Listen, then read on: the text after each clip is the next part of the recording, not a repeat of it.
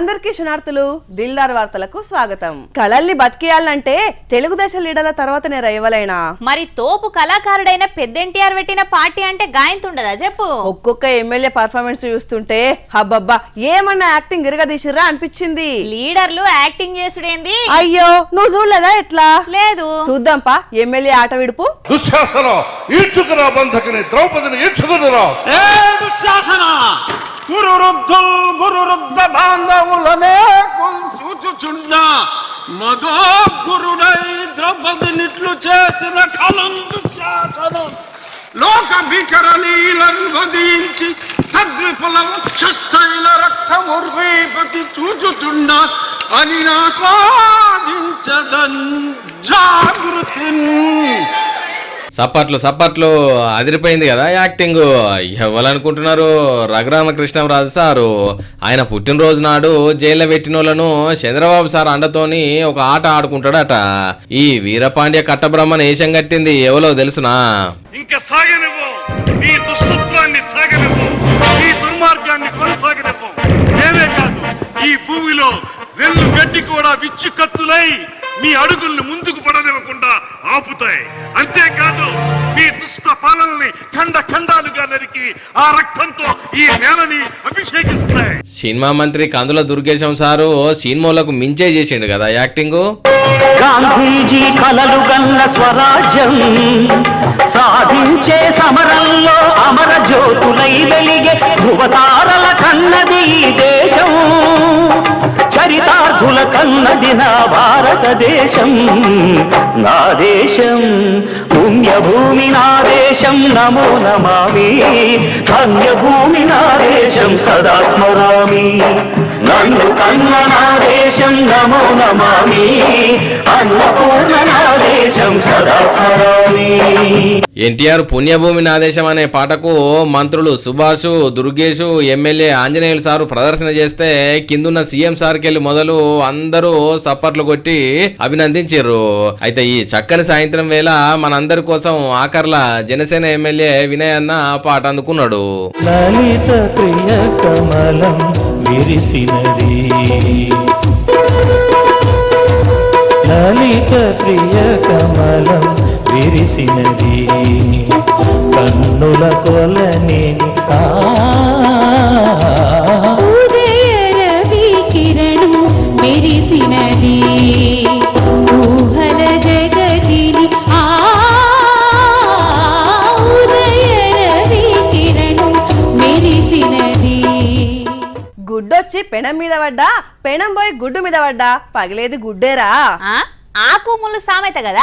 ఎవరు కనిపెట్టకపోతే కొత్త సామెత ఎట్లా ఉడతాయి చెప్పు. అయినా ఇప్పుడు గుడ్డు మీద పడ్డం ఎందుకు? పొద్దుగాలనే 2 గుడ్లు ఉడకబెట్టి పెట్టినా కదా. అబ్బో నువ్వెందుకు పెట్టినావు నాకు తెలుస్తాయి. ఏం తెలుసు? అయినా నువ్వు కొసరి తిను అన్నప్పుడే నాకు అనుమానం వచ్చింది. ఏమని? ఒక్క గుడ్డు ఇద్దరం పంచుకుందాం అంటావు, అట్లాంటిది నాకే 2 పెడుతుందంటే ఏందబ్బా అని. ఓ కనిపెట్టినవు తీ పెద్ద ముచ్చటిగా. గుడ్డు ధరలు ఢమాల్ అన్నయ్య అగ్గుకొస్తున్నాయనే కదా ఇదంతా. తెలిసిపోయిందా? ఉరుమురిమి గుడ్డు మీద పడ్డట్టు అయింది. ట్రంప్ తాత యుద్ధం ధరల మీద పడుతుంది. ఓ దిక్కు గ్యాస్ పెట్రోల్ కరువు వస్తుందని అంటున్నారు, ధరలు పెరుగుతున్నాయి. ఇక ఇక్కడికి వెళ్లి గుడ్డు గల్ఫ్ దేశాలకు ఓక మరలబడిపోతున్నాయి. యుద్ధం చేయబట్టి రాకలు పోకలు బంద్ పెట్టిర్రు. బయట దేశాలకు పంపే గుడ్లు రెడీ చేసినా ఇప్పుడు ఎగుమతి చేసే అవకాశం లేక ఎక్కడి పెట్టలు అక్కడనే ఉన్నాయి. ఇక మాల్ ఎక్కువయ్యే వరకు ధర తక్కువైంది. మొన్నటిదాకా గుడ్డు 7 రూపాయల దాకా అయింది, ఇప్పుడు 4 రూపాయలకే దొరుకుతుంది. ఎంకిపెండ్లి సుబ్బిసాగుకు వచ్చినట్టు దేశాల నడుమ కొట్లాట కోడిగుడ్డు మీద పడ్డది. పౌల్ట్రీ ఫార్ములు నడిపేటోళ్ల మీద గుదిబండైంది. కోళ్లకు పెట్టిన దాణ ఖర్చులు కూడా మీద పడేటట్టు ఉన్నాయి. ఎట్లరా దేవుడా అని మొత్తుకుంటున్నారు. అసలే ఎండాకాలం చికెన్ తినేటోళ్లే తక్కువ ఉంటారు. అందున కోళ్లకు రోగాలని అయ్యని ఇయ్యని ఉండనే ఉంటాయి. ఇక దానికి తోడు ఈ ఎండల కాలంలో ఈ యుద్ధం కూడా తోడైంది. మరి ఏమో ఊరకు పెట్టుకుని ధరలు పెరిగినాక అమ్ముకునేటి కాదాయే, కట్టకాలమే వచ్చింది పటుర్రు ఈ వ్యాపారస్తులకు. పొద్దుగాల లేస్తే మన ఇంట్లో ఏమున్నది, మనోళ్ళు ఎట్లున్నారు అని ఆలోచన చేస్తాం కదా. కానీ ఇప్పుడు ఇరాన్ లో ఏమైతున్నది? అమెరికాలు బాంబులు వేస్తున్నారా, ఇజ్రాయెల్ ఇంట్లోనే ఉన్నారా అని ఆలోచన చేసుడైతున్నది. ఎన్నడాగుతాయో ఈ యుద్ధాలు గాని అక్కడ బాంబుల మొత్తం మోగుతుంటే ఇక్కడ మన జేబులకు వాతలు పడుతున్నాయి. అవునా, అక్కడ వాళ్ళకి పరిచయం పడితే మనం గోళీలు వేసుకుంటున్నామా? అంతే కదా మరి. నీకు ఒక ముచ్చట తెలిసినా? ఇరాన్ నుంచి మనం ఏం తెచ్చుకున్నామో తెలిసినా? ఏం తెచ్చుకున్నాం చూడు. పట్నంలో చాలా మందికి గరం గరం ఇరానీ చాయ్ తాగందే తెల్లారినట్టే అనిపించేది.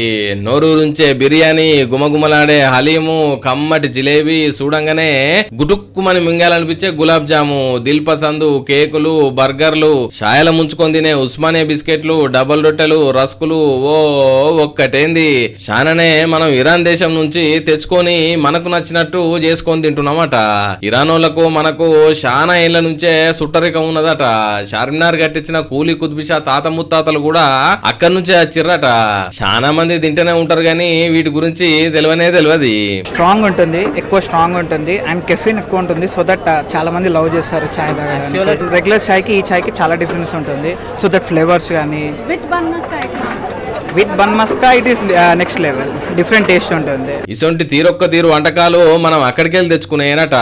అంతెందుకు ఇరాన్ దేశంలో సుప్రీంలు పెట్టుకునే పేర్లు ఇమాం ఖమోని అనే గల్లి కూడా మనకానే ఉన్నది. ఇసొంటి బంధం ఉన్నది కాబట్టే ఇరాన్ లో ఏమైతున్నది, ఎట్లా జరుగుతున్నది అనేది మనోళ్ళు మస్తు ఇంట్రెస్ట్ గా చూస్తున్నారు, వింటున్నారు. ఆకాశం దిగి వచ్చి మబ్బులతో వేయాలి మన పందిరి, ఊరంతా చెప్పుకునే ముచ్చటగా జరగాలి పెళ్ళంటే మరి. ఇప్పుడు అందరూ గదే ప్రయత్నంలో ఉన్నారు. మీరు 10 లక్షలు ఖర్చు పెడితే మేము 20 పెడతాం. మీరు పేపర్ ప్లేట్లలో పెడితే మేము ప్లాస్టిక్ ప్లేట్లలో పెడతాం. మీరు ఫాస్ట్ ఫుడ్ పెడితే మేము దాని తాత ఫుడ్ పెడతాం. ఇట్లా ఒకరికొకరు పోటీ పడి ఖర్చు చేస్తున్నారు. నలుగురు మా పెళ్లి గురించే మాట్లాడుకోవాలని కాయసపడుతున్నారు. వీళ్ళు అనుకున్నారో లేదో తెలియదు గానీ మొత్తానికి మస్తు మంది చెప్పుకుంటున్నారు. ఇంతకేం చేసిండ్రు? చాలా తక్కువ మంది చేసేది, అంత ఈజీ కానిది. ట్రెండ్ ఫాలో అవ్వడం కాదు, సెట్ చేయాలి, కొత్తగా ఆలోచించాలి. ఆ ఆలోచన ఉపయోగకరంగా ఉండాలి. ఇగో ఈ పెళ్లోళ్ళు కూడా గదే చేసిర్రు. కట్టిన పూల నుంచి వేసిన పెళ్లి పందిర దాకా, పిల్లగాడు మార్చుకున్న దండల నుంచి అతిథులు తినే తిండి దాకా అన్ని ఆర్గానిక్, ఆరోగ్యవంతమైన పెళ్లి అని చెప్పొచ్చు. అగో అదేం పెళ్లనంటరా? అవును, ఎన్ని వెరైటీలు పెట్టిర్రు మాట్లాడుకుంటున్నాం తప్ప ఏ ఫుడ్ పెట్టిర్రు అని ఎప్పుడన్నా ఆలోచన చేస్తావా? వీళ్ళు మాత్రం సేంద్రియ పద్ధతిలో వండించిన పంటలు తెచ్చి వంటలు చేపిచ్చిర్రు. కౌటిల్య, మేమిద్దరం ముందుగానే పెళ్లి చేసుకోవాలనుకున్నప్పుడు డిసైడ్ అయినాము ఇది పర్యావరణానికి ఎలాంటి హాని కలిగించకుండా చేసుకోవాలని. ఎందుకంటే ఇవాళ రేపట్ల సెలబ్రేషన్స్ అన్నీ పర్యావరణానికి ఎగెన్స్ట్గా, అంటే చాలా ఆర్భాటాలతోటి మొత్తం ప్లాస్టిక్ వేస్ట్ అనేది ఎక్కడ పడితే అక్కడ ఉండిపోతుంది. సో నేను అలాంటివి చూసినప్పుడు సెలబ్రేషన్ అంతా బాగానే జరుగుతుంది, కానీ సెలబ్రేషన్ తర్వాత చాలా ప్లాస్టిక్ అనేది ఉండిపోతుంది. దానివల్ల మన భూమికి చాలా హాని కలుగుతుంది. నాకు చిన్న ఉన్నప్పటి నుంచి ప్రకృతి అంటే చాలా ఇష్టము. సో నాకు బేసిక్గా ఊర్లో చేసుకోవాలి, తాటాకుల పందిర్ తోటి ఒకప్పుడు చేసుకోవాలని ఉంది. అది ఇప్పుడు పాసిబుల్ కాదు కాబట్టి ఈ హాల్లో డెకరేషనే ప్రతి ఒక్కటి కూడా ప్రకృతి నుంచి సేకరించిన వాటితోటి, కొబ్బరి ఆకులు, వీటితోటి తాటి బుట్టలు, రీల్స్ ఇలాంటితోని చేయడం జరిగింది.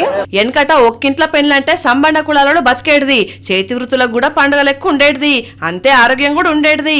ఊర్లో పెళ్ళున్నదంటే ఊర్లో చేతి వృత్తుల వాళ్ళు, అన్ని కులాల వాళ్ళు మా ఇంటి పెళ్ళన్నంత సంతోషపడేటిది, ఉపాధి దొరుకుతుందని ఆనందపడేటిది. ఇప్పుడంతా మార్కెట్ కల్చర్ అయింది. అట్లా కాకుండా పాత పద్ధతిలా స్వచ్ఛంగా లగ్గం చేసుకోవాలి అనుకున్నదట. పెళ్లి చేసుకుంటే అనవసరమైన ఖర్చు ఉండొద్దు, పర్యావరణం పాడు కావద్దని సాధ్యమైనంత వరకు పాత పద్ధతిలో చేస్తున్నామని చెప్తున్నారు. రేపు మన రోజే కదరా? మన రోజా? అదేరా, మహిళా దినోత్సవం కదా అంటున్నా. అవునరా, ఈ రోజు వస్తున్నదంటే ఎంతో గర్వంగా ఏదన్నా సాధించాలి అన్న పట్టుదల వస్తది. గట్లా పట్టుదలతోటే ఉత్తమ యాంకర్ అవార్డు కొట్టినావు కదా. ఎన్నని చెప్తాంరా మన విజయాలు. రేపు స్పెషల్ ఏందో చెప్పు. వీరనారులు తెలుసుకుందాం, అలా చరిత్రలు తెలుసుకుందాం, అలా బాటలు నడుద్దాం. ఇది మనం చేయవలసిన పనులు కదా. గిలిజూడు ఏమో చేసిండ్రట. మహిళా దినోత్సవం అంటే డీజేలు పెట్టి డాన్స్ లేసుకునే ప్రోగ్రాం అనుకున్నట్టున్నారు నరసమ్మలు. రాజమండ్రి సర్కార్ దవాఖాన్లా స్టాఫ్ రూమ్ లా పెద్ద సౌండ్ బాక్స్ పెట్టుకొని డాన్స్ లేసిర్రట. డాన్స్ లేసుడు తప్పు కాదు, వాళ్ళు ఎంచుకున్న ప్లేసే కరెక్ట్ కాదు. వీళ్ళు వేసిన పనులకు తోటి సిబ్బంది, రోగులు కూడా ముక్కు నేలేసుకున్నారట. ఇదేనా మనం సాధించాల్సింది? మంచిగా చదువుకున్నారు, ఎంతో బాధ్యతాయుతమైన కొలువు చేస్తున్నారు. దవాఖాన అంటే దేవాలయం, అట్లాంటి చోట ఐటమ్ సాంగ్స్ డాన్స్ లేదని కొంతమంది ముక్కిరిస్తున్నారు. మనం సాధించిన దానికి గింతే జాలనుకొని సెలబ్రేట్ చేసుకోవడం కాదు, ఇంకా సాధించాల్సింది ఏముంది అని గుర్తు చేసుకునేటిదే మహిళా దినోత్సవం. అంతేగాని సమయం సందర్భం లేకుండా ఈ ఎగురుడు దునుకుడు కాదని అంటున్నారు నెటిజన్లు.